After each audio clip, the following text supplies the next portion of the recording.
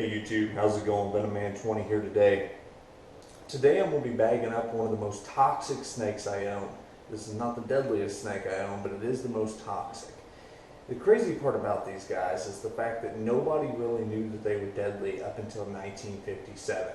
A guy by the name of Carl P. Schmidt actually was the first person to die on record from this snake bite. When he got bit, he did not think that he had received a lethal dose of venom. They did know they were venomous, but they didn't think they were deadly. Just like we're learning a lot about venoms nowadays, like the Rufous beak snakes, another snake that they just started making anti-venom for, which is pretty odd because we don't even consider that a deadly species yet. But if they're creating anti-venom, clearly it could be a deadly species. There's reason to be making it, otherwise they wouldn't be. I'm actually going to be putting these inside a bag. It's kind of hard to do, kind of sketchy, but we're going to see if we can't get this done so then I have more room for moving other animals. Worst case scenario, always got this tub back here. These are very flighty, very fast snake. I'm going to introduce you to this guy. This is one of my Boomslangs. I love Boomslangs. They're a very neat snake, but super fast, super elegant. They move very well. This guy's just a little guy. They can get up to about 5, maybe even 6 foot long. Oh, and he shot off like a little rocket. Come here, bud. There, he's right on the hook good today. Oh, calm yourself. As you can see, beautiful green, frontward facing eyes. They commonly eat chameleons in the wild. But as you can see, it's fast. Very alert. They're very visual snakes. They can see really well. Arboreal, completely arboreal. These are colubrid. These are not related to cobras or vipers or anything like that. These are actually related to like corn snakes and rat snakes, which is pretty cool. They are rear-fanged venomous. Only about 20% of people that get bit die from these snakes.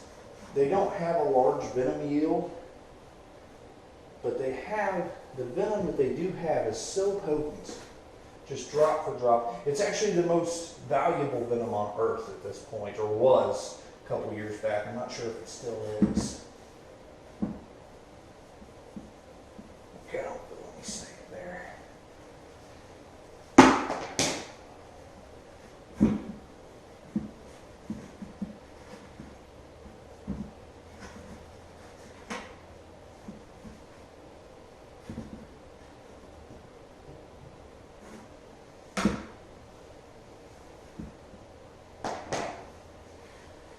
It doesn't have heat-seeking pits, so I'm not too worried about him finding my finger through the bag. It's always possible, so that's why I got it all twisted up like that.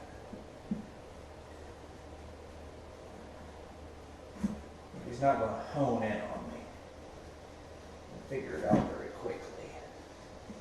But they're a very visual snake. They can see very, very well, and they use their vision for hunting.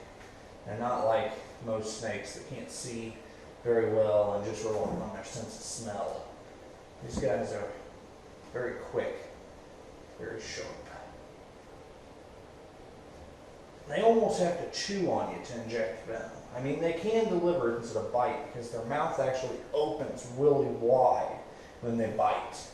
But yeah, so we got that guy bagged up. We got one more to check out. Actually, I think it's the prettiest one I own. I have another one, but he's off feed, so I'm not going to bother him today. So I'm getting ready to pull my next Boomslang. Same drill, I'm going to put it into the bag. Why I'm bagging these guys all separate, and I'm not just trying to fit inside one larger container. These guys are actually not immune to their own venom. Rattlesnakes are immune to their own venom. Quite a few viper species are immune to their own venom, if not all viper species. Coral snakes are not immune to their own venom. Taipans are not immune to their own venom. They can actually kill themselves by biting themselves, so it's kind of a scary thing. I don't want them to bite each other. So what I'm going to do is I'm going to put them all down inside these bags, one inside each bag, and then put them down inside the tub all together for safety. With that being said, I feel like that's pretty safe because it's a rear-fanged snake, so it's going to be hard for it to chew all the way through the bag into, well, through another bag, and then into another snake. It's possible, but highly, highly, highly unlikely. When I say it's possible, it might not be possible. This guy is just beautiful, but if I remember right, he's fast. They're almost as fast as a mamba. I think they're a little bit better at climbing, besides like your Jameson's mamba. Oh yeah, he's fast. Hey bud, he's got some beautiful black spots on the back of his scales. Blah. He's really fast. He might be going outside the container by himself. Here, bud. I know I don't have you very good. I'm sorry. Ooh, and he's free. I gotcha. Hey, hey, hey, hey. Beautiful snake. Here you go. Sorry you didn't get to see him very good. He is going nuts, and I am not going to make him any madder than what he already is. I've dealt with a mad boomslang, and I don't want to do it again. But I'll try to get some pictures of him uploaded so you guys can actually see him, because he is a beautiful snake. I do want you to enjoy his prettiness.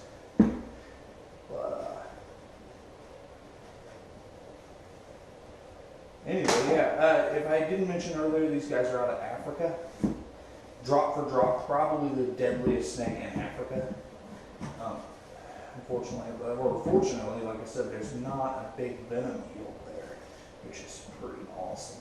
Because otherwise, this would be a very dangerous snake. Besides their delivery system, I wouldn't know to par.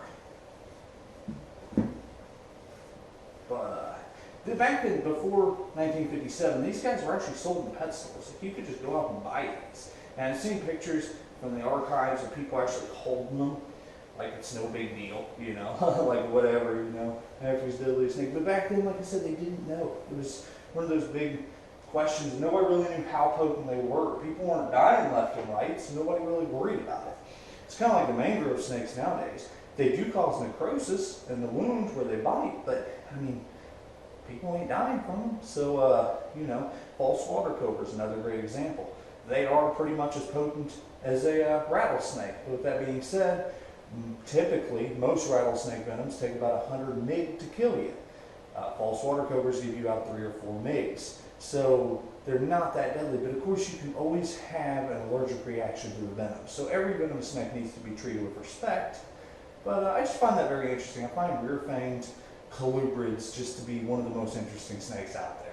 I love boomslangs. I love their personality. They're just very cool snakes. So anyway, I hope you enjoyed this video. Check out down below. There's a link to my Facebook page. Like, subscribe, get your friends to watch my videos. Thank you. Have a wonderful day.